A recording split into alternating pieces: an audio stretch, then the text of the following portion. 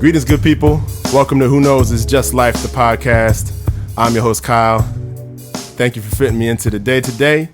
On today's episode, I'm joined by Miss Cierra Lewis. Cierra is a friend of mine who I knew through a mutual friend, Miss Angel Adele. She hooked us up, and we immediately started talking about a number of things, which is why I'm so happy for her to join me on this show. Cierra is a podcaster, a writer. She works for YW in Norfolk, Virginia, but she's originally from New Jersey. Cierra, welcome to the show. Thank you. Or as they say in Jersey, you're... Okay. So, yeah, I'm glad to be here. Thank you for having me. I'm so excited. So, yeah. I got to ask, are you from, Philly, Jersey or New York, Jersey? Philly, Jersey. I'm glad that you, catch that distinction because people are like, New York. And I'm like, no, closer to Philly, Philadelphia, Jersey. Philadelphia, Jersey. Yeah. The funny thing for me is that Jersey has no identity other than I'm playing. No. But I was just Jersey tomatoes and I guess the Italian mobsters. Okay. So I mean, we got something going. Something for in us. there, yeah. You know, something. That's fair. Cool. All right. So when I typically have a new guest, I also, if you would like, you can share how you identify. So I identify as she, her, hers, and I'm black. And a woman. Is that what you mean? Whatever you feel like. That's perfect. That's perfect. All those things. All right. Cool. So I know you've heard a couple of episodes of the show, but as a new guest, I'll mention the premise. The show is called Who Knows It's Just Life, which basically means I don't know, and I'm still learning about everything. And this show is just a public expression of that learning process. And so I invite you to the space to kind of share it with me in that process on these topics. So feel free to challenge me if I say anything that sounds off or whatever. And, hopefully it's a safe space. We can do the same thing for each other and we can all learn and grow in this space together. So does that sound good? No doubt. Yes, I'm excited. And right. I just want to say, I love that your podcast is called Who Knows? It's Just Life. Because honestly, we're all literally just kind of maneuvering and figuring things out. And I know, I guess we're late millennials, I guess. I feel elder millennial, I think they say. An elder millennial. I think we really are in this space of navigating life. And it's we're just all right, we're just making the best out of what we can. And we're just going to figure out along the way. Yeah. And we're learning and growing and evolving. And I don't know, I feel like we're doing life in a way where it's old folks ain't telling us about all of this. True. Very true. So we just out here navigating new waters. That's right. And honestly, I feel like every generation has new waters to navigate anyway. I feel like our elders have valuable insights, so they could share with us many insights that are valuable, but they've never gone through a 2008 recession plus whatever's happening now recession plus all the racial upheaval the way it's happening now. Racial upheavals have happened before, but everything is hitting a little bit differently. New generation, new time, new technology. So yeah, I don't know. Here we are trying to and we're in a new digital age too, right? So right. It's you have these societal pressures where it's there has always been societal pressure, but I think there was an option of you could kind of shun yourself if you wanted to. But now we are inundated constantly, right? Everywhere we go, whether it's ads, and again, you have these digital billboards, when you're walking down the street on your news feed, your news itself. So it's there's always these things trying to, I guess, reinstill this cultural norm. And I think what I love about this generation is we are challenging what is a cultural norm and why is it the norm? I love it. That's a great point. That might be the defining theme of our generation. I agree. Potentially. Yeah. Yeah, I like that. Interesting. So, one thing I also like to do with the guests is just, how are you doing today, this week, this year? How are you feeling just walking into this space? I'm really good. It is Friends Weekend, so I'm here in the DC, Maryland area with my friends, and we are having boozy brunch, and I just think that's needed because life be lifing and work be working, and sometimes you just need to be with your girls. And a good bottle of Prosecco. That sounds good.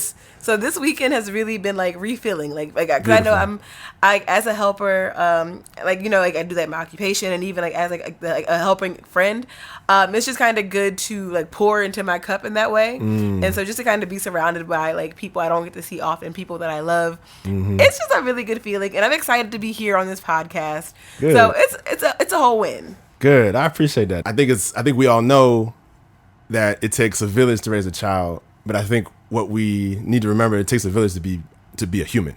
Yes. Really. And I think it's lovely. It sounds like you have a village, and maybe everybody's in different places of the world, but the fact that y'all got together this weekend to fill in each other's cups, that's a beautiful thing. I'm glad you have that community. Yeah, thank you.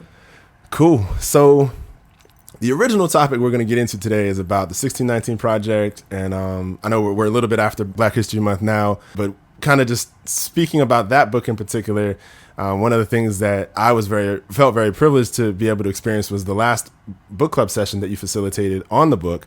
So I do want to get into that. But first, I know we also had a brief touch point about the Super Bowl, Rihanna, and just the NFL in general, because that was happening right when we were originally planning to do the show. So I love what you just, even on text, like you were like, oh yeah, here are my basic thoughts. But I was like, yo, please share please share with me and the listeners what your thoughts are on each of those topics. So can we just talk about Riri for a second? Because like Miss Girls, like she that performance I thought was epic. I was engaged. I was entertained. It was inclusive. Had my homegirl, doing the interpreting. Yeah. And I loved that. And I'm not gonna lie, it cooked my grits when people were just like, oh, like, this was basic. I'm like, have y'all ever been pregnant? I mean, I'm not pregnant, but as a friend who has had like several pregnant friends, and I think there was a study where it said something like being pregnant is like the equivalent to running a marathon. Like every day that you're pregnant is like you're running a marathon. So not only is she pregnant, but she's giving you choreo, and she's like Super Mario Kart, like on these like levels. How high up was she? I don't know, because I was a little nervous because I didn't know she was pregnant. And I'm like, oh Lord, she pregnant on these high beams. All the way up, like. And I really think, and I think what amazes me most about Rihanna is just the empire that she's built, right? Mm-hmm. And I think she's a really good role model. It's just about how to do business in general, right? Where it's like, you don't have to be confined and pigeonholed to one thing, and you can do multiple things. And I think I don't know, I just didn't like people's like reaction to that, because I'm like, she did an amazing thing. Like, again, pregnant and out here delivering a whole Super Bowl show, like, by herself. And I think if you could do the damn thing, do it. And she did. And what I didn't even, sorry, go ahead. No, go ahead. What I didn't even realize until I saw an article about it, because I'm slow, was that it was all like a performance themed on reproduction. Oh. Like, she was the egg, and all of the male dancers were like dressed in white. Ah, that makes sense. Right? I didn't peep that. And the whole choreography was basically like about conception and fertility and all of this. And I was just watching. I was like, oh, okay, this is cool. But like, somebody broke it down on the internet. Thank you, internet. And I was like, oh wow. And especially with the historic year in terms of like revoking Roe v. Wade last year and all this kind of stuff. It's just like I don't even think half of the people caught it live, and I hope I don't even know who saw that article or saw any article that kind of alluded to that, but I respect her for all of the layers of what that performance was, most of which you already spoke to, but also just like what it represented in that respect. And so I was just like, wow, I gave a lot of credit to her. But I was in a room similar to what you described. People were like, this show isn't all that great, blah blah blah blah blah. And it was kind of a debate, like whether or not she's pregnant at first. It was just like, yo, is this really how we're having this conversation? Because I'm not gonna lie. So first of all, I just caught that now, where it's like, oh, like the theme was like reproduction. I didn't get. That's a gem drop. Thank you, Kyle. You're welcome. But okay, so I was loving the show either way for two reasons, right? I'm like, either she's pregnant and that's wonderful, or this is her postpartum body and that's wonderful. Yeah, either way. Because again, and I think as a friend who has friends who have had like children like in the past like couple of months and years, there is this like pressure where it's like, okay, like what you don't know going into your pregnancy is like, oh, you're supposed to like snap back. But it's like, nah, like fam, like your body just like produced a whole human. Yeah. And now you're like a dairy factory, so to speak.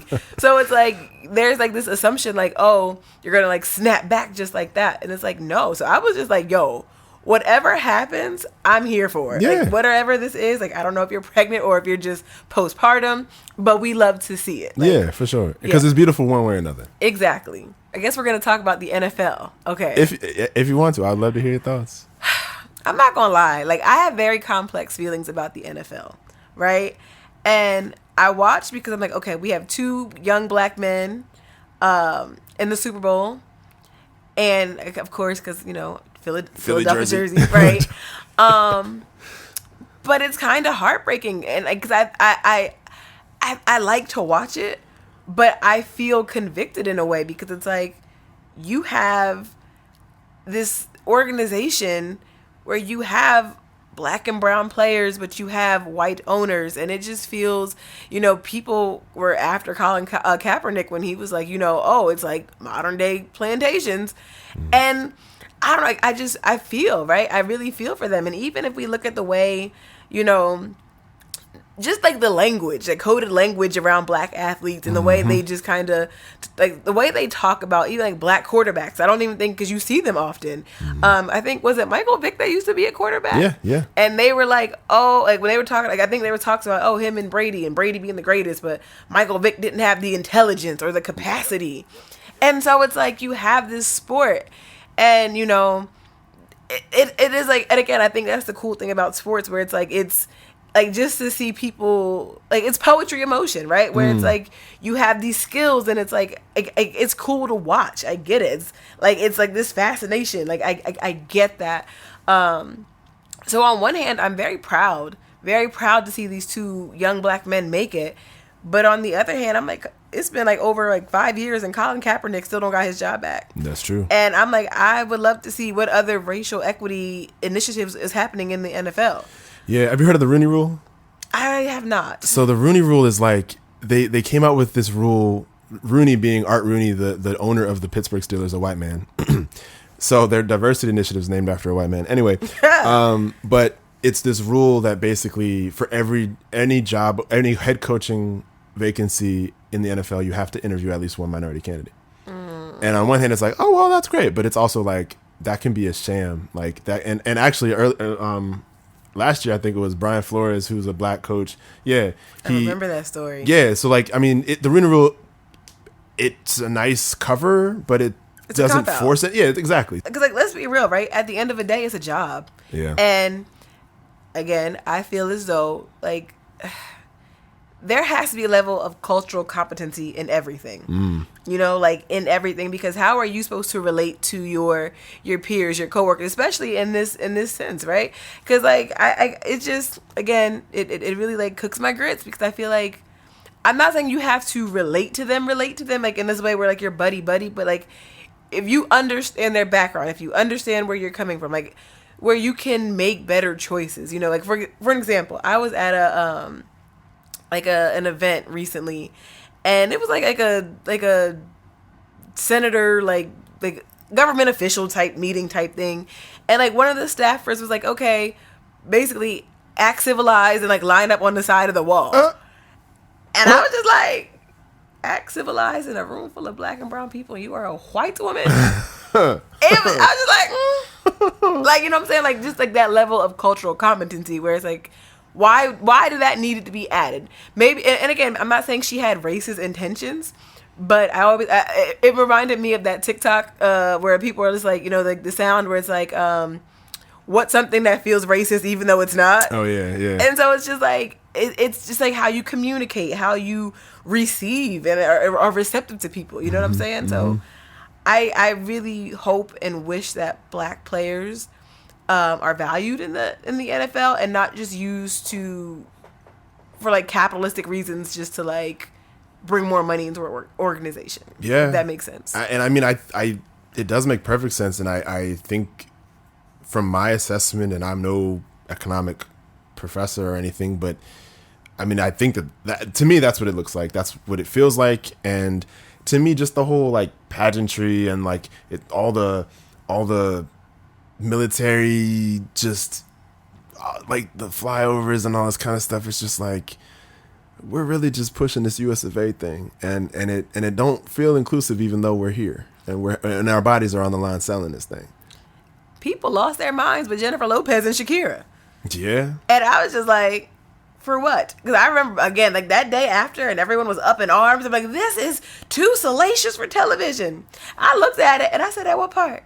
I'm like, she had stripper poles. And I'm like, why? But I'm like, it wasn't a stripper pole. It's just a pole. I'm like, like, what's it called? Like aerial dancing. I'm like, pole dancing isn't always sexual. No. It can be very empowering. Yeah. I'm like, there's like art and skill that goes into it. Yeah. So I was just like, why do you feel some type of way seeing two Latin women do it? And I just feel as though where it's like, again, America, they have this fascination. I feel like America and white Americans particularly, they have this fascination with, like, I call it this exotification of places, right? And like, and of things where it's like, oh, I don't like black people, but I want a bachata, I want a kizomba, I want to do all these dances, I want to do all these things.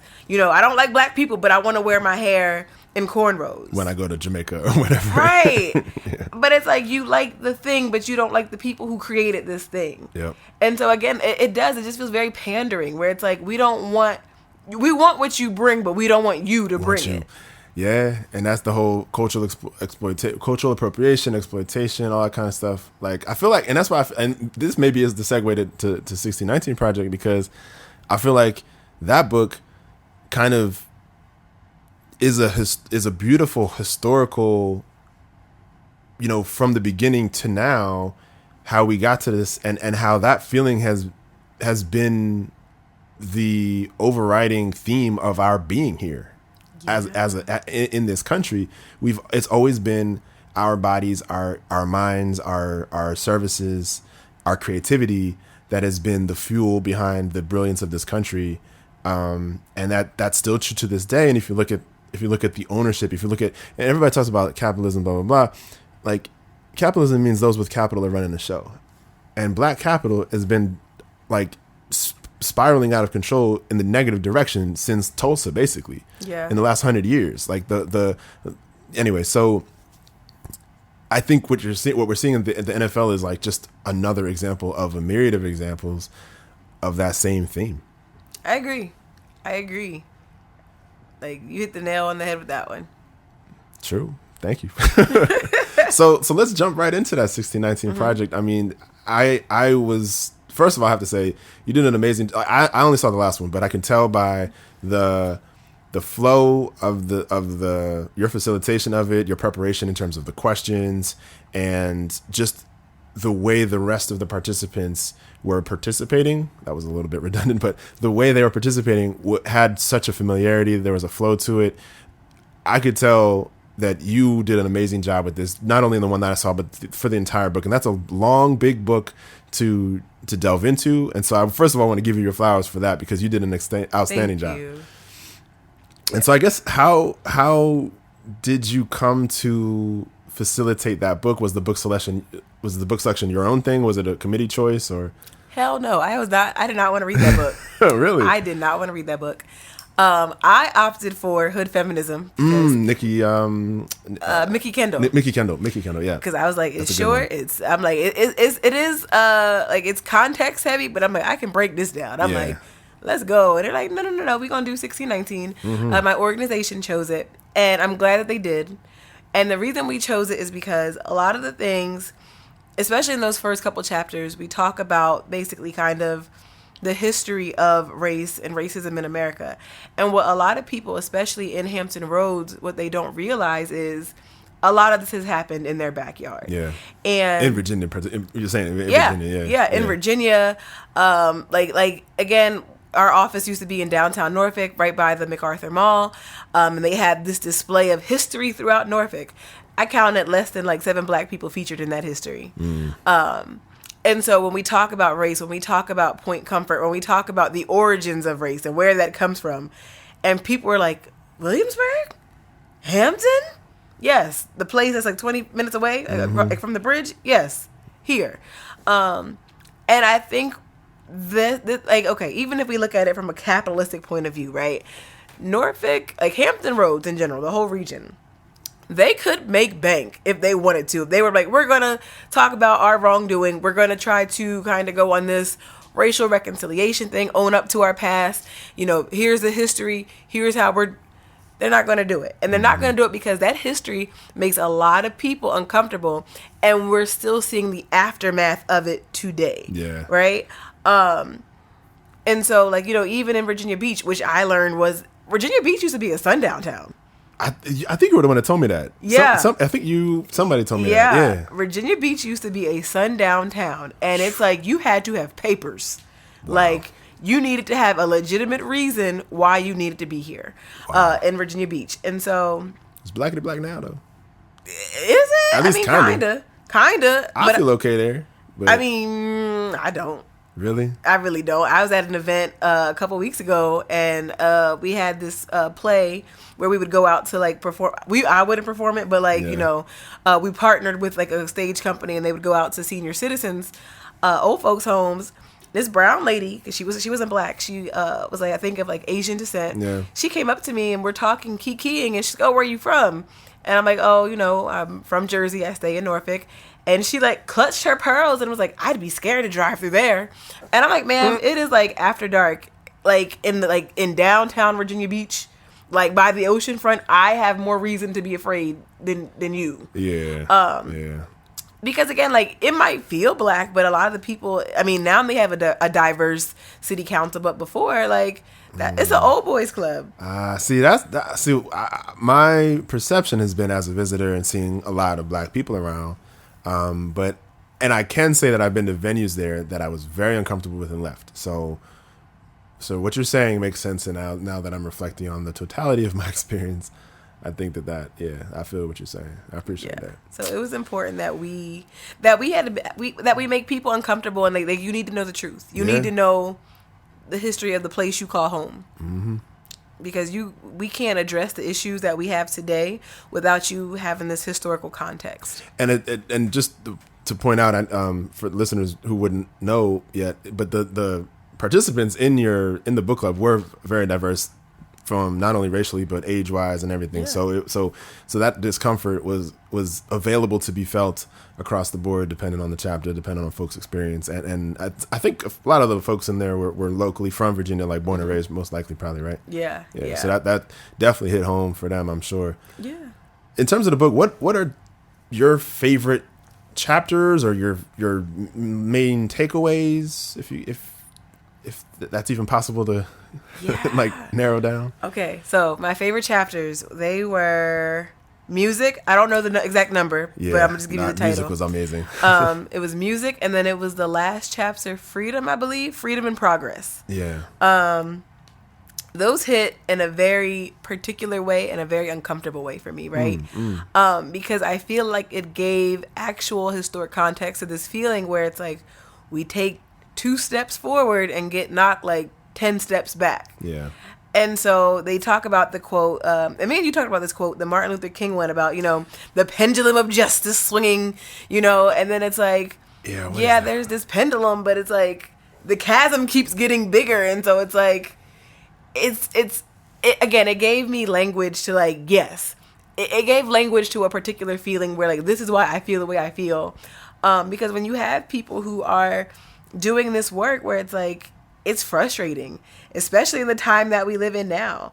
But I think some of my key takeaways from this book, I think it gives context to, I think, Black Americans. I don't say Black Americans, but I just like think Black people in America, where it's like, I hate the stereotypes of, oh, Black people are lazy, or, oh, you know, Black people this, Black people that. But it's like when you see, and this book details it so beautifully, and I think in such a digestible way. Yeah. Like when you see all these centuries worth of abuses, right? Where it's like you get to see like, oh, this is trauma. Like a lot of this is trauma. Mm-hmm. And so like even, you know, the conversation about reparations. And again, at the YW, we always say, yeah, cut the check, but we want other like sustainable, tangible items too.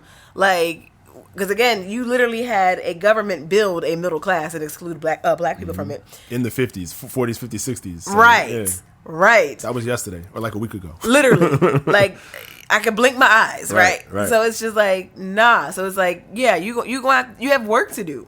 And you just cutting a check ain't it. Because it's just like, you cutting a check when like, bruh, like there's inflation, there's just like a whole bunch of other like, you know, factors going on. Yeah. So I'm just like, this check is nice, but give me financial literacy. Yep. Give me some sort of like type of home loan so I can build like middle class and send my kids to well educated schools. Yeah. No. Have you read The Color of Law? No, I haven't. It's on my list. So that book at the end, a little spoiler, but like at the end of the book, one of the ideas that he had was, I wrote like my ideas of like what a reparations plan could look like, and I included in there, but basically the idea was that the federal government could allow black people to buy homes at 1950s, 1960s prices. And so the person selling the home, maybe the home right now is worth $600,000. In 1950, it might have been originally sold for like $150,000. So a black person could buy it for $150,000. The government pays the current homeowner the balance, the other $450,000 or whatever. And then, so that person's whole or whatever, but the government essentially is allowing the black person to purchase the home at that lower rate. And that person basically immediately walks into $450,000 of real estate equity, which is what they were barred from, 60 years ago. So, I like that idea. I like it a lot. Yeah. Because listen, like you 40 acres and a mule is real. Yeah. Like run me. I want my mule too. I want my mule. Right. Listen, give me the keys. We gonna have a farm in the back. Run me my mule. Get the mule. No, for real, because it's just like that's the thing where it's like, I think in the book it talks about this too, where it's like the United States has paid reparations to Jewish people, to Asian Americans for like what they did to them in like the World War II. Yeah. I'm like, you paying everybody but the people you owe. Mm-hmm. I like, listen, cut me my check and then run up this legislation. Yeah. Because again, like you've had hundreds of years of legislation terrorizing black folks. Yeah. The very people who built this country. Yeah. So I'm like, no, you need to do better. And I'm like, and while you're at it, you need to do better for Native Americans too, because you stole their land. Right. And then like relegated them to like these reservations. Horrible, yeah. Right. Yeah. Cut off their food supply. So now they have health issues. Yeah. I'm like, oh no, like, and I get it, and I get why there's this upheaval, in Florida, the Stop Woke Act, and people to not teach what they deem as CRT. Critical race theory for those who are not hip to that abbreviation. Go ahead. Thank you, I appreciate that. And again, and we can get even deeper about how like it's not even CRT. They just don't want to teach the actual truth, actual history, because it freaks them out, because you would really have to examine the atrocities that you committed as a nation. Yeah. Oh, spoiler alert. And the thing that got me too, and I think this was in like one of the chapters of Freedom in Progress, the country would send out these fake pamphlets talking about like black people don't have it that bad in America. Segregation isn't terrible. And I'm like, bruh, there was a whole report that like, like a committee sent to like Lyndon B. Johnson where it's like, these are why you have a summer full of riots. Yeah. People don't have adequate jobs. They don't have adequate health care. Yeah. They live under tyranny. Yeah. And so it's like, you need to fix it or it will only get worse. Right. And I think, I hope they pray at night that they are glad that black people really don't burn this country down. Who was that woman? I've mentioned her before on the show. I need to get her name needs to be mentioned because the way she broke down, Kimberly Jones. It was Kimberly Jones who I think, she was on the streets, I think in Tennessee or somewhere. And she was like, as far as I'm concerned, they could burn this to the ground and that wouldn't be enough. And she was like, white people are lucky that black people are out here asking for equality and not revenge. There are people in my life who I called friends who are white. And I'm not, it's just interesting, like in the aftermath of 2020 and Floyd and Breonna Taylor and everything, like, is friendship still the appropriate word? I don't know, but like, I was like, would you want to split places? Would you want us to enslave white people for 400 years or for whatever? You know what I'm saying? Like, or would you rather just cut a check and not just cut it? And I'm agreeing with everything else that you're saying, because I agree with that. Reparations should be more than financial. It should be services and truly repairing harms in a very specific and granular and intentional way. But like, yeah, like ask a white person, which would you prefer? And I think that's why, and again, I'm one of those people where it's like, and I think in this work that we do, you have to make people uncomfortable, right? Mm-hmm. So I think you were at the book club where, again, I played a clip from Atlanta. Yes. The reparations video, right? And I think I played that last scene with like the dude is talking. Yeah. To I think his name was Marshall. Yeah. At the end, and he's just like, you know, like, and he says that where he's like, you know, and if you're not familiar with the Atlanta episode in particular, it's called The Big Payback, and in this episode, basically what happens is there was a case and that it allowed black people who were basically able to trace their enslavers. They were able to find out who their enslavers' descendants were and to sue them. And so you have this like average Joe who's like just kind of run of the mill about his business, and this black woman catches a case. Yeah, he caught a case, and she said, listen, and like, since we talk about Rihanna, she said, sir, you better have my money. Right. Like, pay me what you owe me. Right. Pull it up at his house, his job. He wound up losing his wife, his kid, and, you know, he's having this, like, woe is me moment. Because of the lawsuit? Because it opened up the floodgates where it's like there's precedence now. So like everybody's like, oh, we can go after these people. Yeah. And like white people are freaking out and they're just like, nah, I'm like 1/8 Cherokee, you know. But I think there's a scene and the lady's like 1/16 Ashkenazi Jew, baby, I'm safe. And like like it's a really interesting episode. So like this dude is freaking out, and like I showed the clip where like he's having this woe is me moment, and this other white man who's talking to him, he's just like, you're gonna be fine, you're gonna be okay. But he's just like, and he says something where he's just like, you know, the truth is not absolution. And so it's like you and again, and I don't even think we've gotten that from America, right? Nope. We have not even gotten we have systematically, you know, poisoned your water. We systematically, you know, barred you from these institutions and have kept you at a disadvantage. We've locked you up for medicinal herbs. Literally. Where it's like, yes, other people can sell, like, you can sell weed, but if you, like you have people who have dispensaries, profit, you know, making money off of weed, but people are still in jail for, like, minor offenses. For life. Right, for non-violent offenses. Yeah.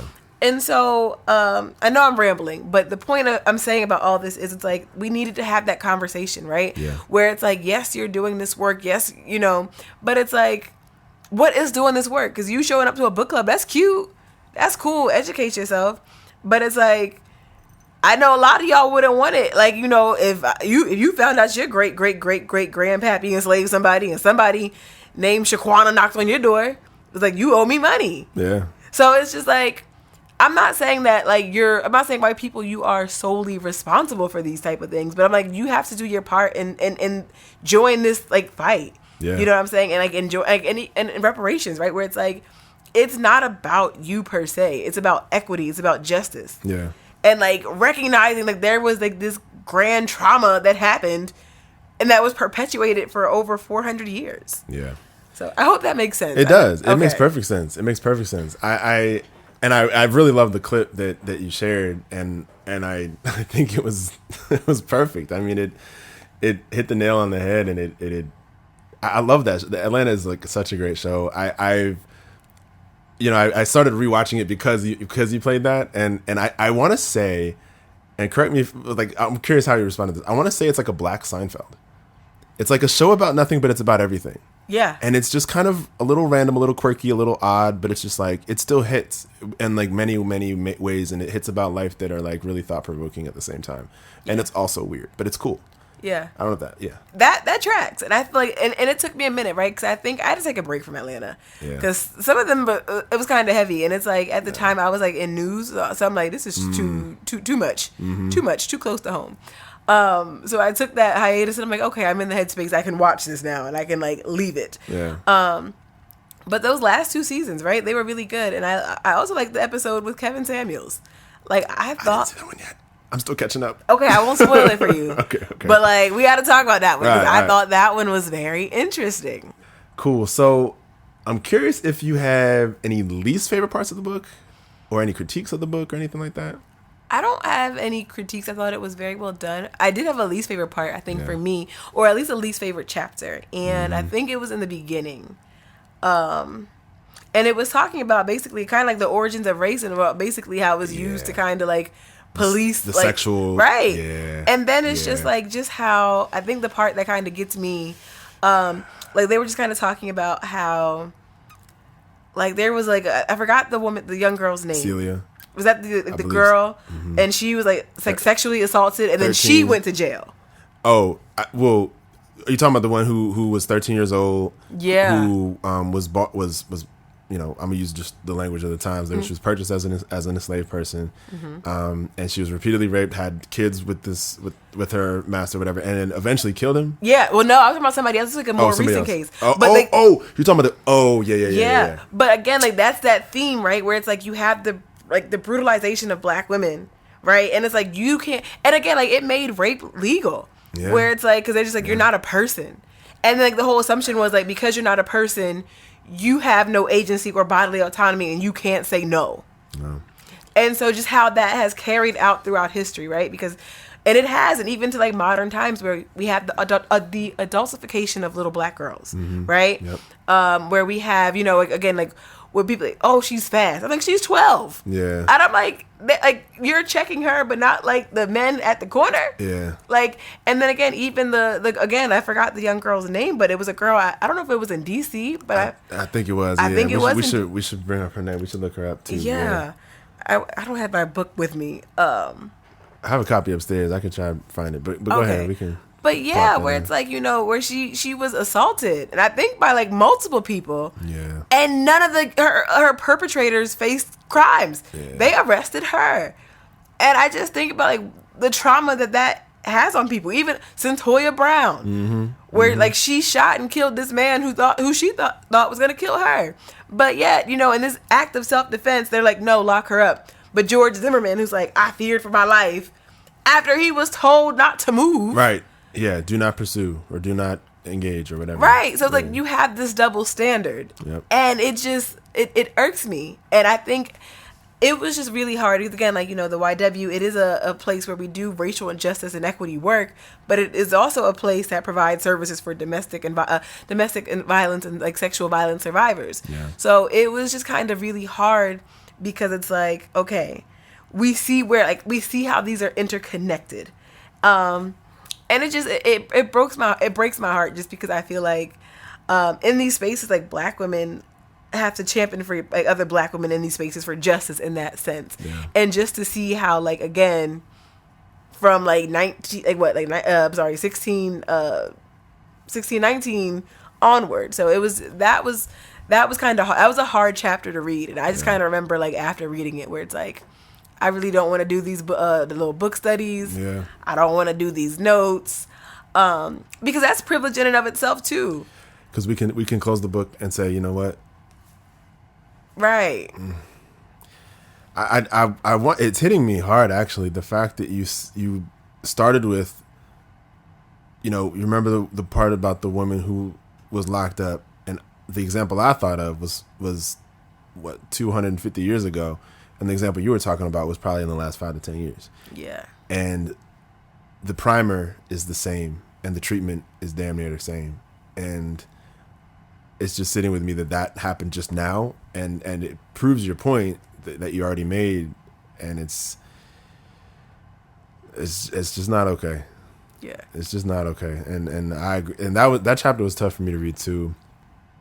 But just thinking of like centuries of this. And in terms of an individual human's life, like that being their experience, like for their entire life, like or just the threat of it, right? Not even, maybe it didn't even happen on your plantation in one of the worst ways that was captured in this book, but just if you've heard down the grapevine, it happened somewhere 3 plantations over or whatever it is, like that's trauma enough.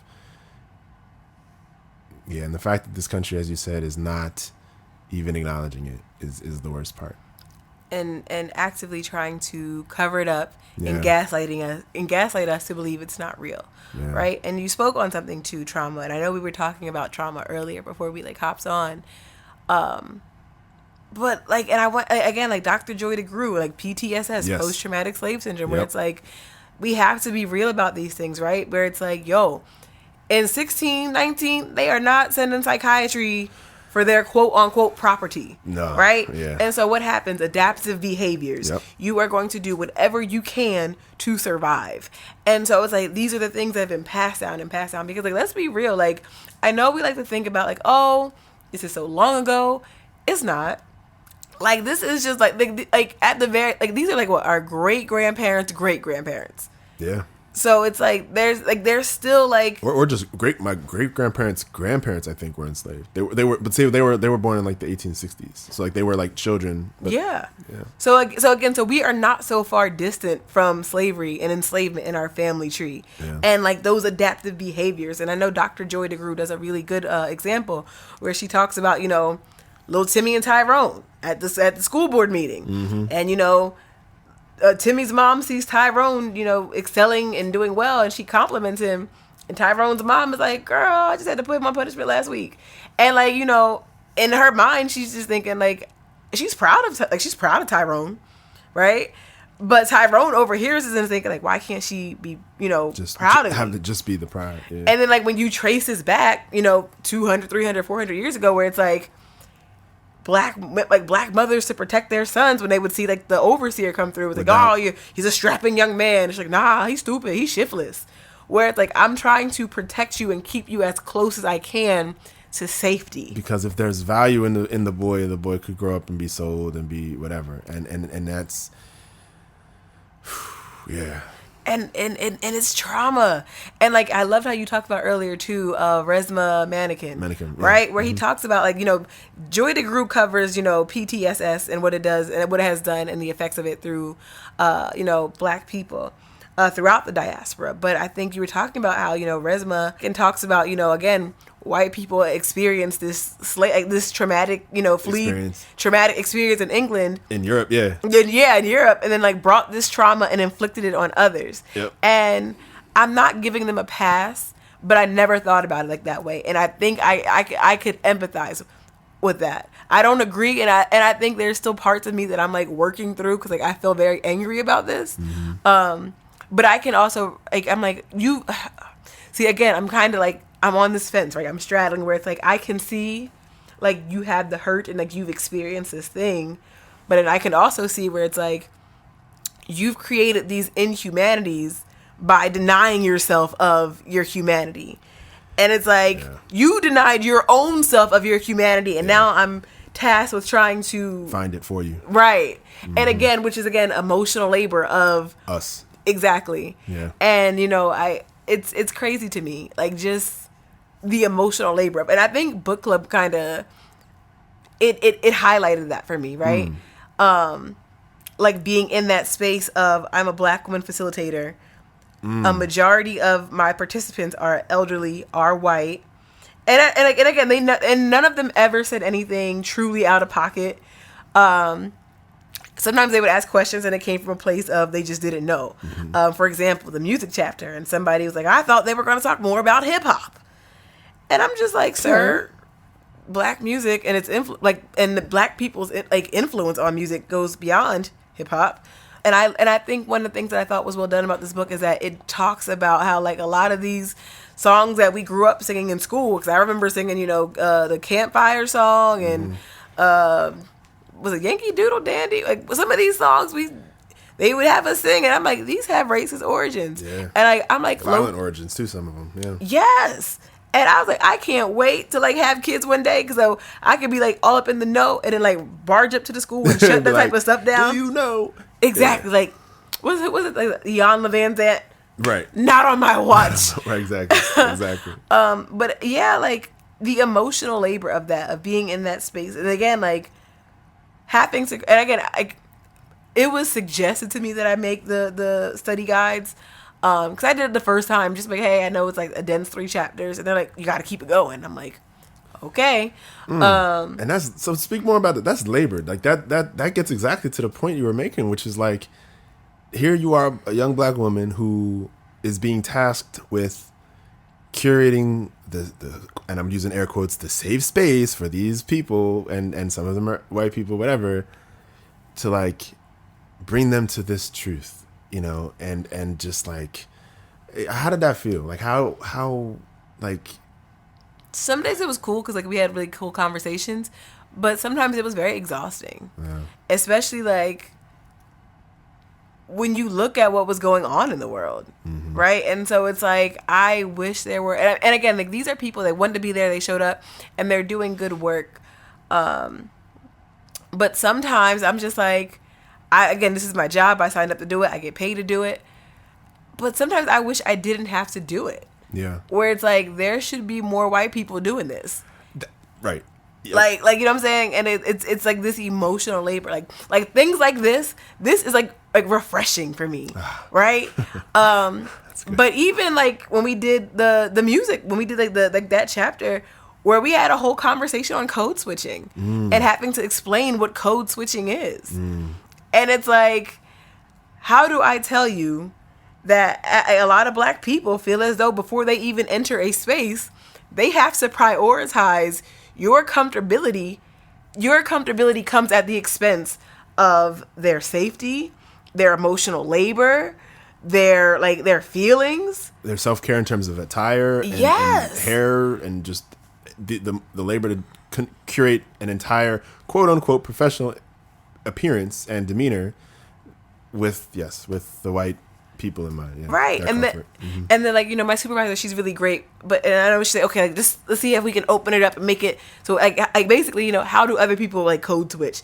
And I'm like, as white people, how do you code switch when this world and this system has been created for you? Yeah. White women, I get it. I get it. Right. White women maybe yeah, but I'm just like, how, like I don't understand that. Yeah. Where, and again, and not to do the oppression Olympics, but yeah, where it's like, so I mean, I get it. Like, there's certain things you have to do, but like, there are people who literally, like, their hair, where they have to have like whole like thought process around like their hair, how they talk, and it's like this, like, and we have to be real. Code switching is exhausting at a point in time, right? I'm for code switching in order to like preserve the culture, right?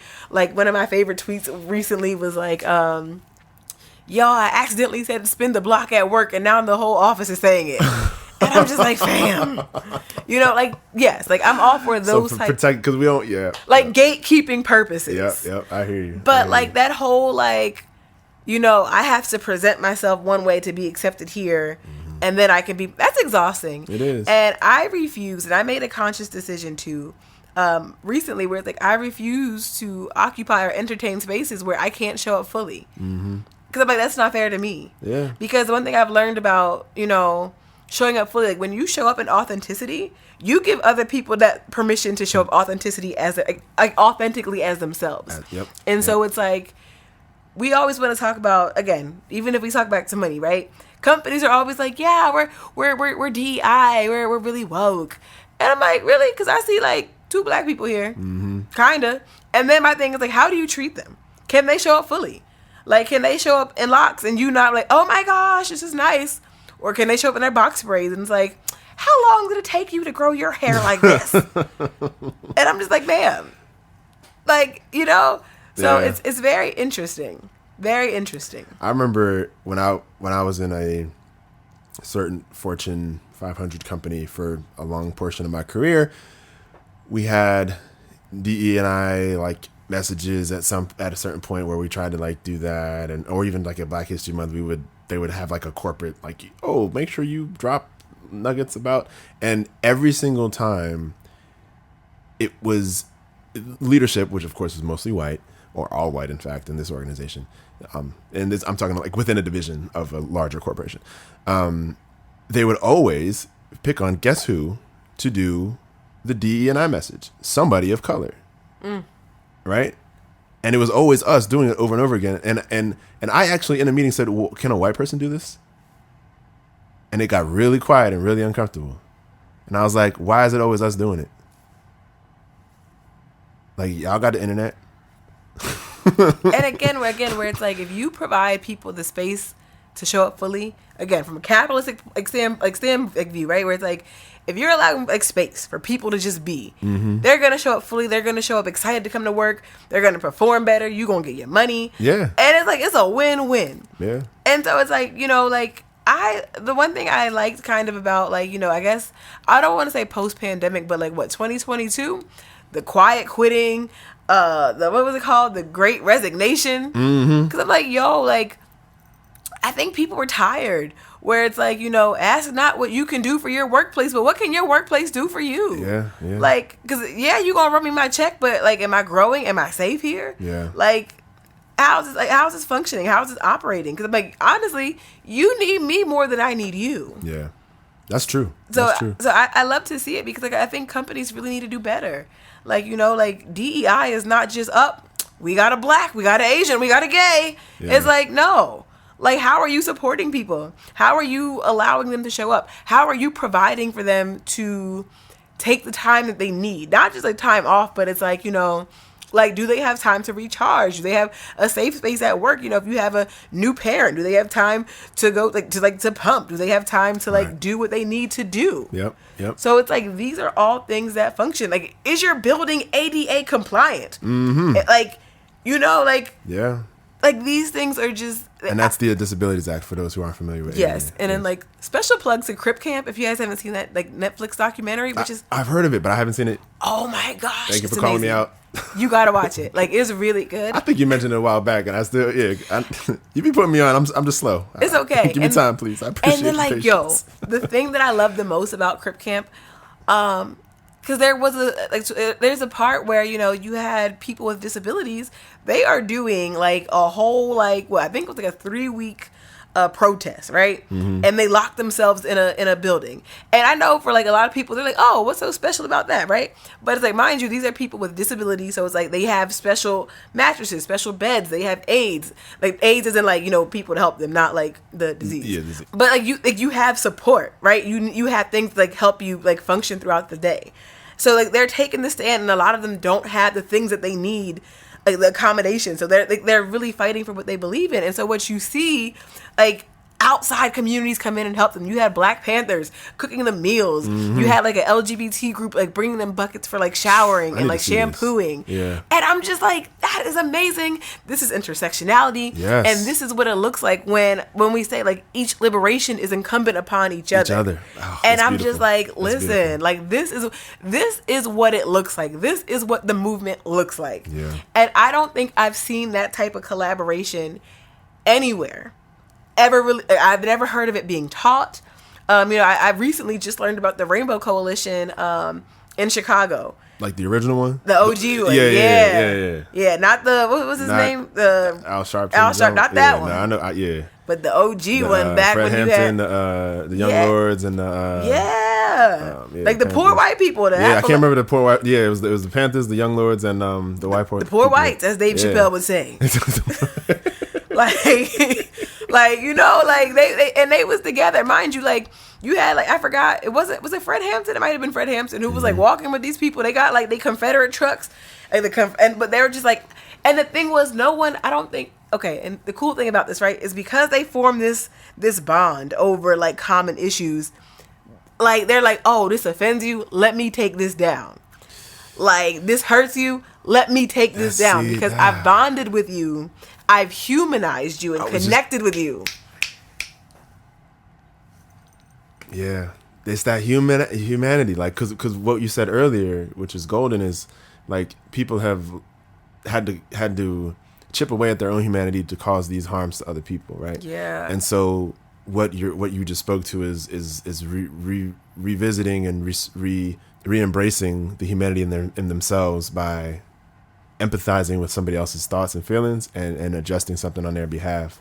So yeah, that's beautiful. Because it comes back to love, right? Yeah. Because if I love you, I don't want to harm you, right? And I don't want to hurt you, right? And so it's just like, yo, like, not to be cheesy, but, like, we need more love, and like there has to be understanding, right? Where it's like, I'm not being guarded by ego. So it's like, if I say, like, hey, this hurts me, where it's like, no, that's just on you. You're being sensitive.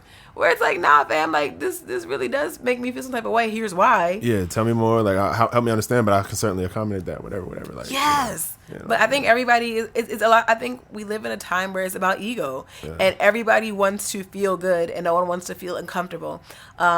my organization, YWCA, we had a conference last year called REST, Racial Equity and Social Transformation. We're having another one Juneteenth, like not weekend, but right before that Thursday and Friday.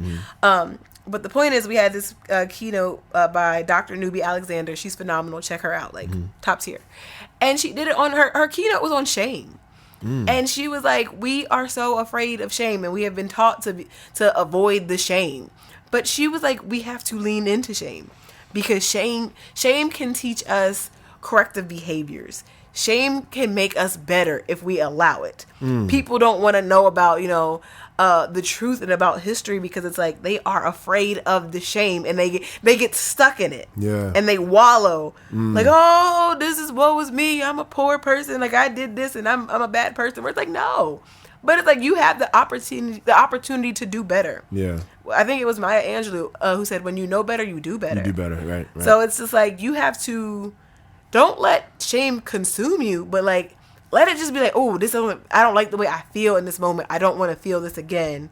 How can I be better? Yes. That's a great point. And that actually comes up with my kiddo, because, there's just a lot of examples of like, I mean, obviously they lost a year of in-person school, and last year was strangely like copacetic. Everything was unusually calm in terms of just social dynamics, but this is the year, and the teachers have said that like this is school wide. Like the kids are like really hitting the social like learnings hard amongst their peers. And so there's a lot of work that he and I are doing to try to like help him navigate that, because some of it is just like disappointment. That's just like, that's what happens when you are working with people. Like sometimes things are unfair, sometimes, and sometimes you get embarrassed, sometimes, and just learning to persevere and push through and learn through and grow through those feelings. Yeah. And I love that you're holding space for him at at this age, right? Like, I think that's so important, just to be like, what you're feeling is very valid. Yeah. And like, this is also like a life lesson too. Yeah. Like, holding that space. Yeah. And like the tension of like, yes, what you're feeling is valid, but this is also life. Here's how you navigate it. You know. And I'm hoping I'm doing it in like sometimes I worry that I jump to the lesson too fast, because sometimes you just needs to be enough space to just let the feeling soak and just let the feeling be acknowledged before you get to the lesson. And I feel like I'd be curious to hear what he thinks about this, but I in my own self-reflection, I'm like, I might jump to the lesson too fast, maybe. And it depends on how everybody's different. So I feel like I should just check in with him on that. But yeah, it's I think that's dope. There's a lot. It's just a lot to think through and try. That's really dope. And I think a thing I love about our generation is like, I love I love the way people parent, right? Like, I really do. Because again, like, I think about one of my favorite books by Toni Morrison is Sula, right? Have you read that one? No. It's really good. And I think it's a really good, like, just the complex relationships of Black women, mothers and daughters, friends. And so, like, there's this scene that always, like, sticks out in my mind where, like, mind you, Sula takes place, like, right after enslavement, like, kind of, like, during, like, right after, not too long after enslavement.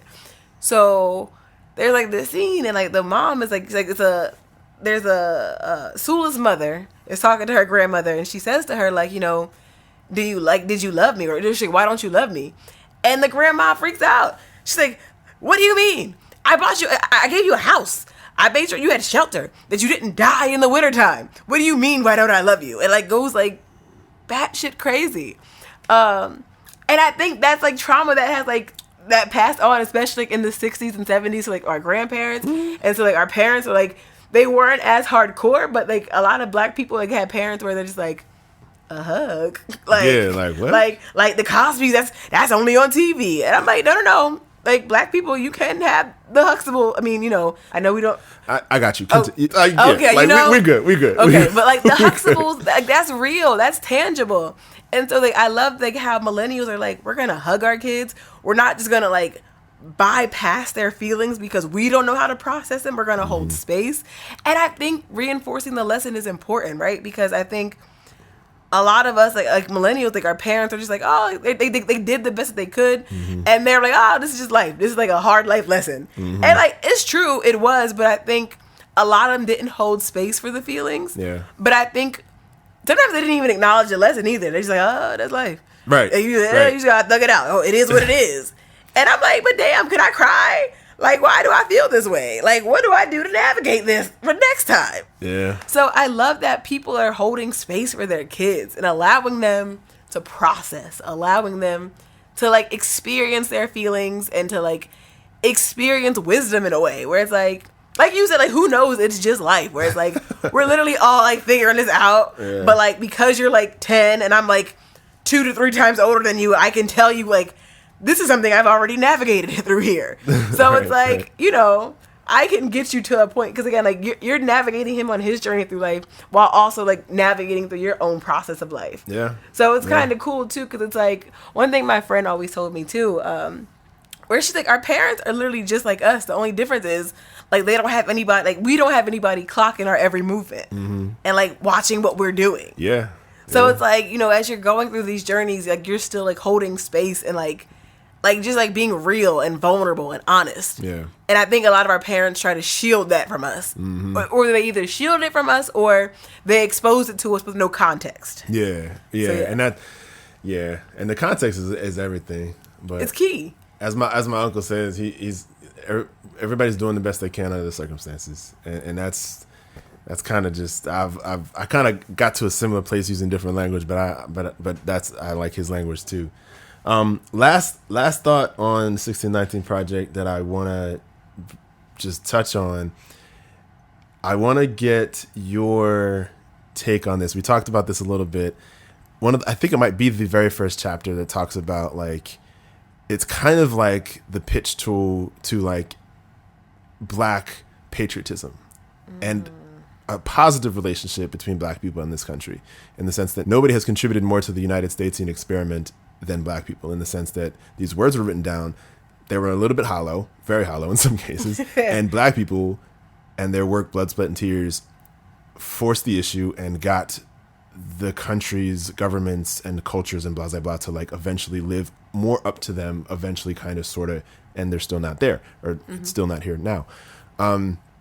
And so it kind of, I remember earlier in my reading of it, we talked about that a little bit, and I was like, they almost convinced me to be a patriot of this here country.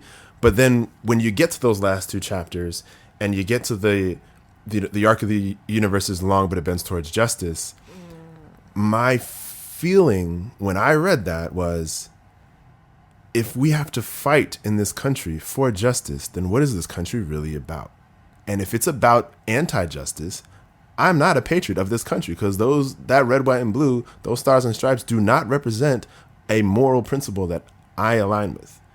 And the whole book for me is a deep analysis of the country, our experience, and all those things. And I think everybody can come away from that with their own opinions.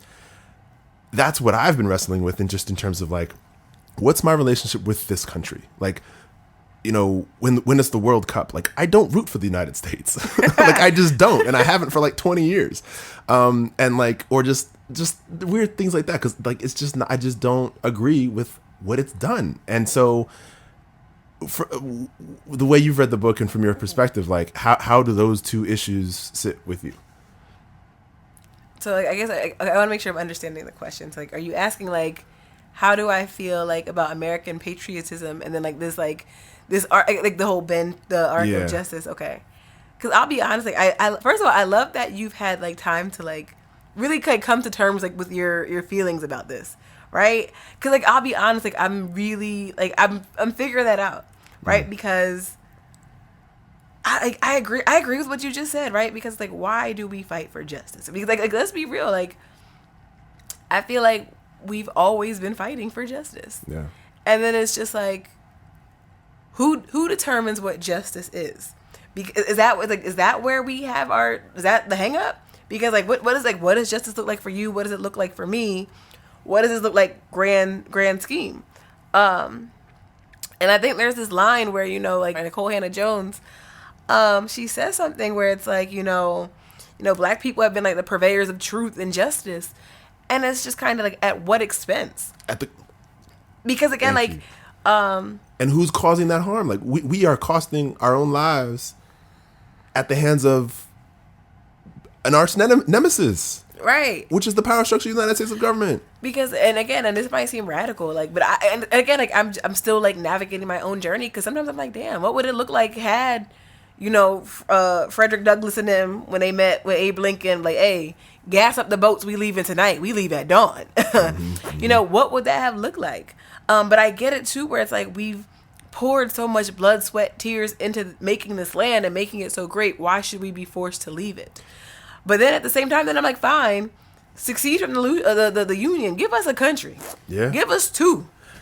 And then, like, what would that look like? Because, I don't know. I think about these things a lot. Like, I think about safety, right? Where it's like, because I don't know. Like, do I love my country?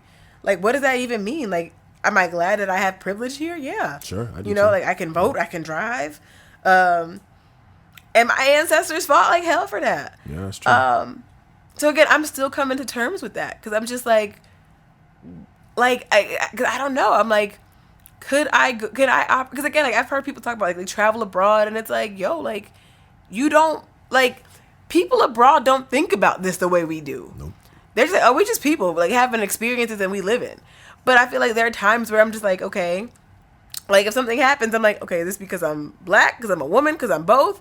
Like what is this, like, or like, does my blackness and my womanness play a part in some sort of way here? Mm-hmm. Because I'm looking at things from this lens at times.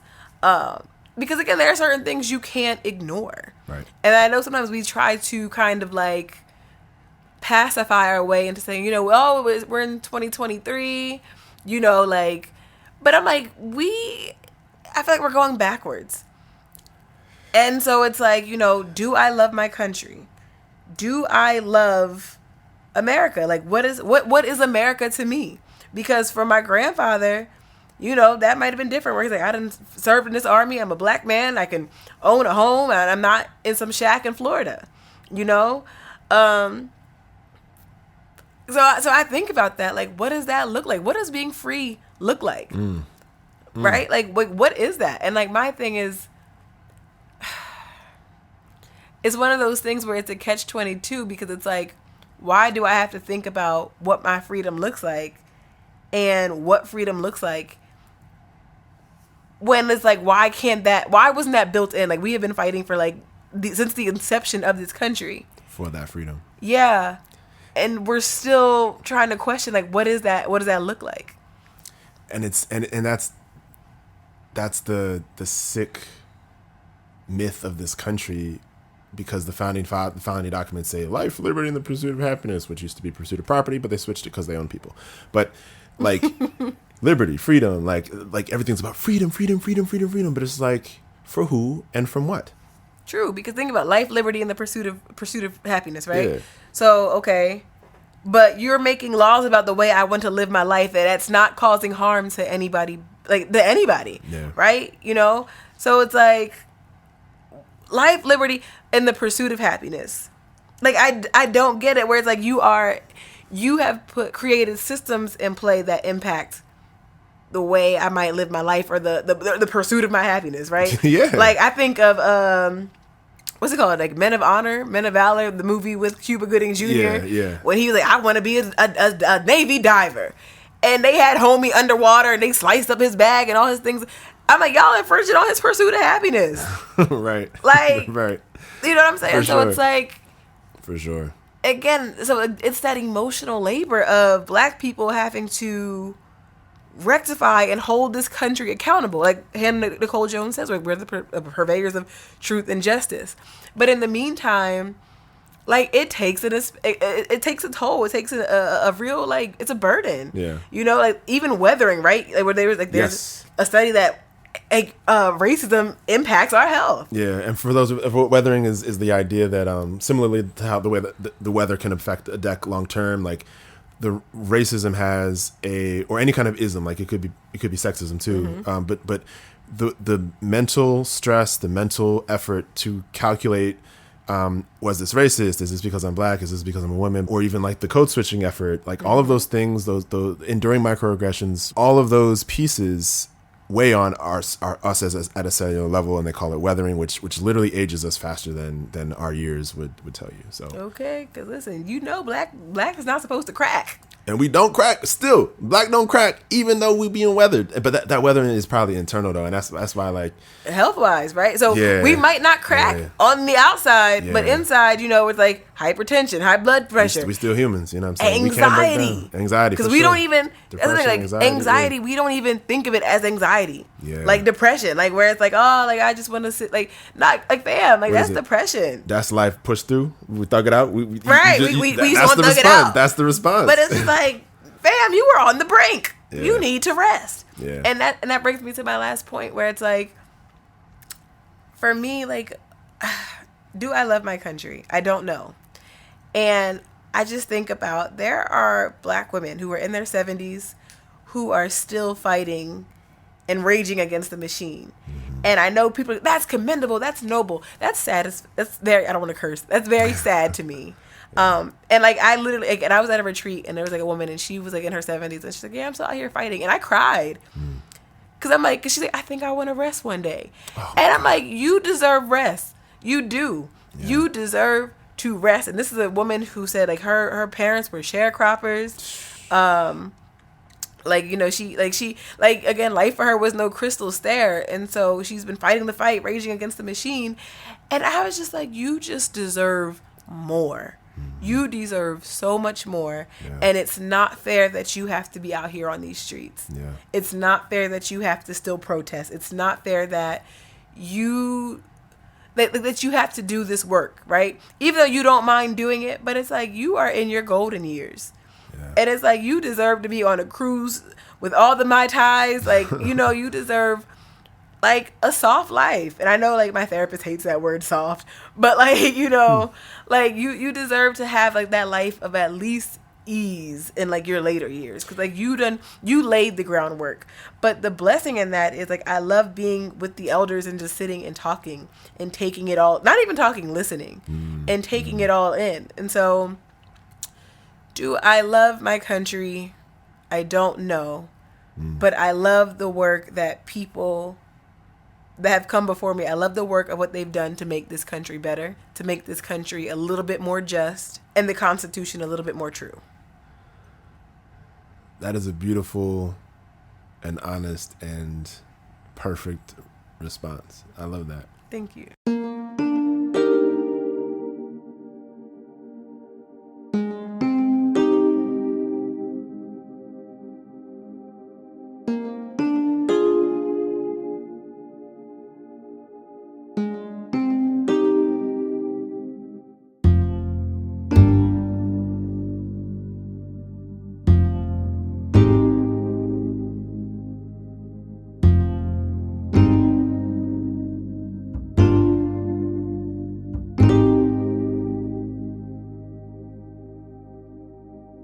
Needless to say, big shout out to Nikole Hannah-Jones for writing the 1619 Project. Oh, have you seen any of the episodes on Hulu? I have. Have you seen like many of them? I've only seen the first one, and I liked it. I thought it did a pretty good job, but that's the only one I've seen. So I saw the first 3, I think, because I stopped at one. I stopped at one when they did, what is that young man gunned down by the 2 guys he was jogging. Ahmaud Arbery.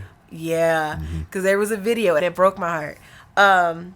Where he's just in his car, right? And he's just like in his car. I guess he had a bad day, and he's just clearing his head. He's in his car, and this cop walks up to him. He's like, a woman said you look suspicious, and he goes off. It's like, I look suspicious. Like, I'm having a bad day. I'm in my car, minding my business. How do I look suspicious? I'm having a bad day. Yeah. And it's like, damn, we can't even have a bad day. Yeah. In peace. Because I know for me, like, when, like, I love to go to, like, there's a lake by my house. Yeah.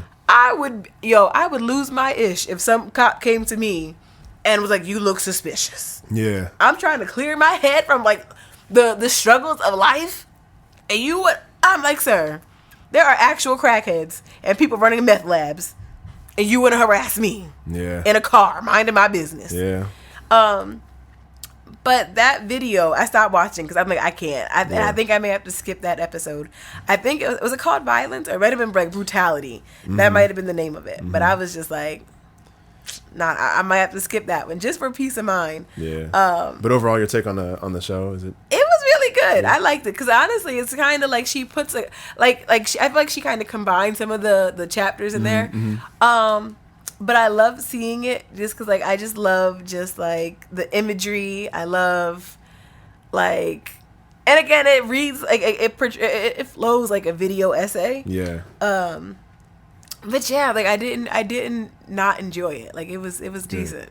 So I do want to finish it. Yeah. Yeah, I'm a keep watching it too. I had intended to watch more of them before we record, but yeah, I and actually that was my reason for reading the book, and I do listen to audio most books. I did listen to it. If hopefully folks count that as reading, but my goal was to finish the book before the Hulu series came out, and I think I might have been a little late, but I did that. You finished it before. I think I did, yeah. Right, I think like you finished it, and like that next week or like the day after that week they aired first two. And here I am, however many weeks later, and I have still only watched the first episode, so because it's heavy, and again, like life be lifing. Yeah, so like sometimes you need a break, and that's why I'm like I always tell people like you don't always have to watch everything that's like for true. Black people. Like nah, fam, you can watch Seinfeld and chill. Yeah, like you don't have to like subject yourself to all of that. Like like I've never seen when they see us. I will never watch that movie. Yeah, I did see that. That was heavy. Yeah, I told myself, heavy. I said, no, ma'am. I don't know why I signed up for the things I signed up for. Yeah. I read Medical Apartheid. I was just thinking about that. I was like, the book list that you sent me, I'm like, ooh, like. That one, I will never read that again. That is truly horrifying. I will never touch that book again. I remember Twitter in a frenzy, and they were like, don't read this shit. Yeah, no, don't read just, God. Anyway, so... Thank you so much for this conversation. This has been a blast. I do normally close episodes with a few questions. Okay. First one is, what song are you rocking to right now? What song am I rocking to right now? It can't be an album. Can't be a playlist. Okay, hold on. Because I feel like there's a couple. All right. So I'll give you two. See. Can't be more than two. Oh, okay. You know what song I'm rocking to? What's that? From the Creed soundtrack, Ogogoro. It's like a nice little Afro beat vibe. Yeah. And it's just like, okay, like, it's in heavy rotation. Heavy rotation. Okay. That's what's up. All right. Next question is, if you could have a superpower, what would it be? Easy. Teleport.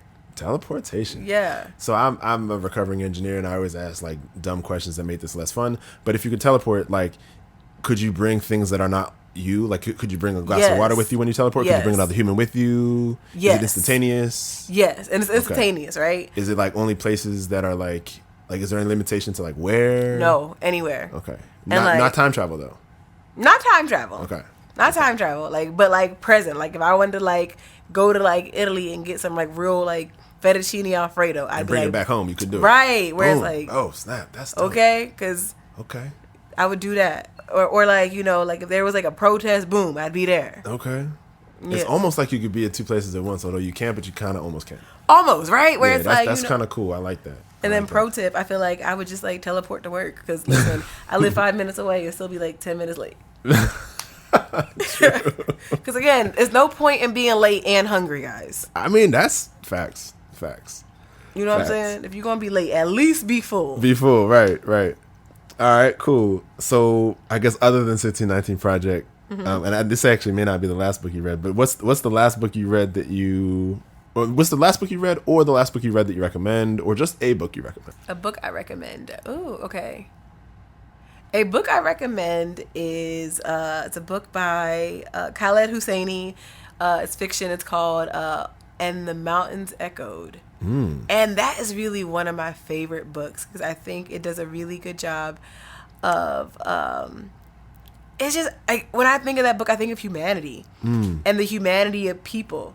Right? Where it's like you have people who they don't always make the best decisions. They don't always make the best choices, but they do what they might think is right. Yeah. But it also talks about like the effect and the consequences that these actions have around people, right?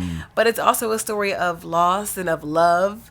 Like just it's a really good story. And I just remember reading it just being so in awe. Yeah. Like anything by Khaled Hosseini is really good. Nice. I've not heard of that one. I need to check that one out. He does fiction. Like fiction is his jam. That's cool. That's cool. I've forced myself into fiction because I feel like there's beauty in just I shouldn't say regular, just beauty in stories, right? Yeah. And there's a lot that stories teach us about our humanity and about history and about just stuff anyway, so it's just a beautiful way to receive information. Check him out. His stuff is really good. My second favorite book of his is A Thousand Splendid Suns. Okay. That one's really good too. And those you've read in the past, is there anything you've read since 1619 Project that's of interest? I'm currently I've read 1619 for work.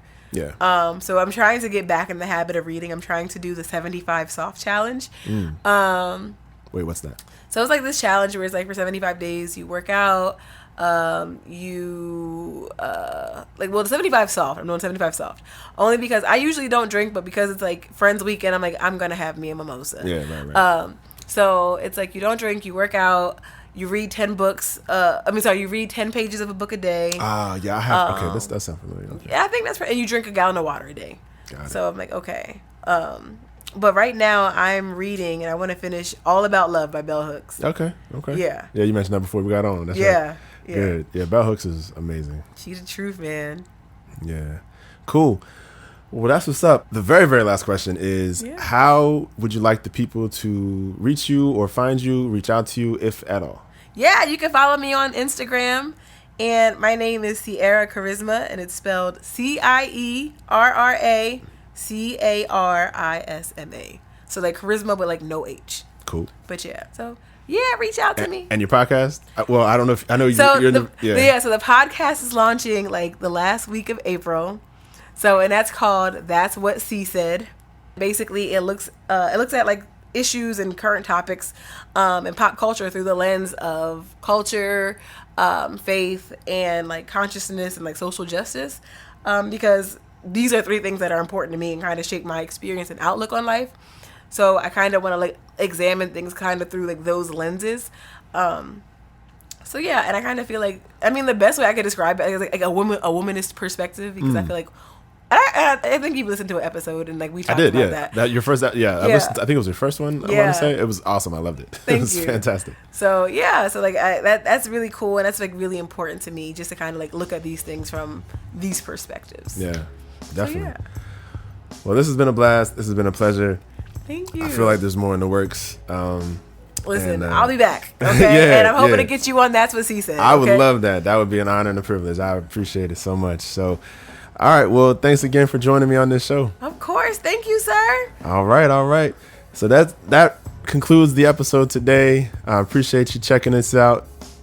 As always, you can reach out to me and letting me know if you have any feedback on this episode. You can find me on Instagram at RealDadult. That's RealDadult. If you have any ideas, thoughts for future episodes, you can drop those ideas there too.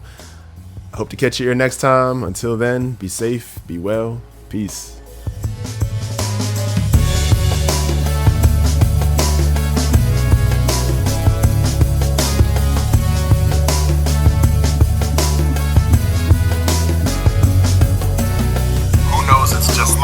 Podcast is recorded, produced, and edited by me.